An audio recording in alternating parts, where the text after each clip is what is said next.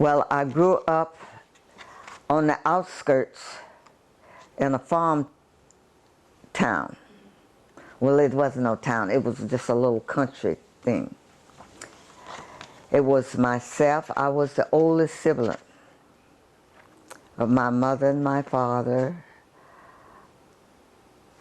He grew up as a farmer, and I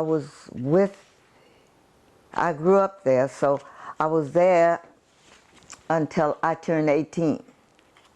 When I turned 18, I told him that I had to go away and find a better life.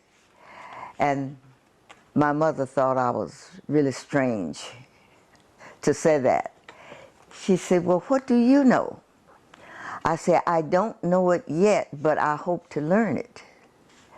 She said, well, I just don't know how you figure you're gonna go off and into the world. You've been used to having hogs, pigs, cows, and all the whole bit.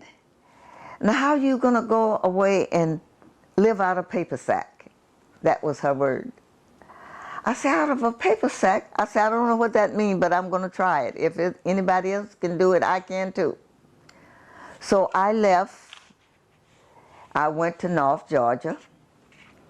I stayed in North Georgia, which is Dalton, Georgia. I stayed there for 3 or 4 months. Then I went back to the original home place. Then when I left again, I said, well, now I'm going to live in the big city. That was Atlanta. She said, oh, I don't know how you're going to do that. I said, well, I have an aunt there, and she encouraged me to come and try out her place. And so I did.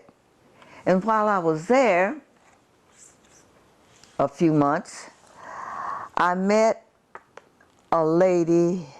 She was blind. And my sister had married her son.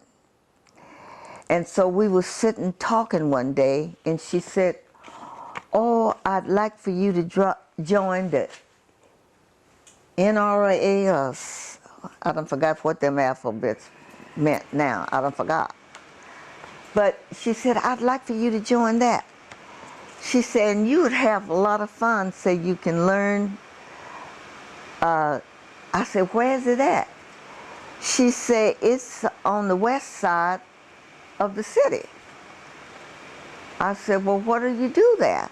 She said, well, the government has stepped in, and they're training young women and men, because that was during World War II. She said they're learning all kinds of different trades, and then you will be sent to a far off place from here, and you might like that. I said, I think I will.